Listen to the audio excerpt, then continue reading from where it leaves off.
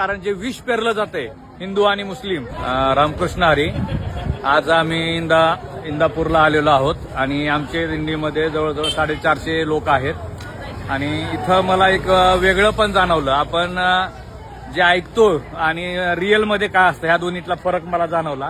कारण दिंडी इथं आलेली आहे, 450 लोक आहेत इथं पाऊस आलेला आहे.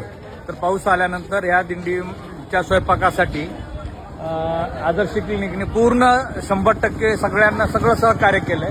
आणि आदर्श क्लिनिक म्हणजे मुस्लिम डॉक्टर आहेत आणि दुसरं त्यांनी पूर्ण सहकार्य केलंय. आणि दुसरी एक गोष्ट आहे की इथं दिंडीतले जे 450 लोक आहेत त्यांना राहण्याची सोय ही पूर्ण मुस्लिम कॉलनी आहे. ह्या कॉलनीतील लोकांनी केलेली आहे. ते मला आवर्जून सोशल मीडियावरील माझ्या सर्व बांधवांना मित्रांना हे सांगावं वाटतंय. कारण जे विष पेरलं जातंय हिंदू आणि मुस्लिम हे वास्तवमध्ये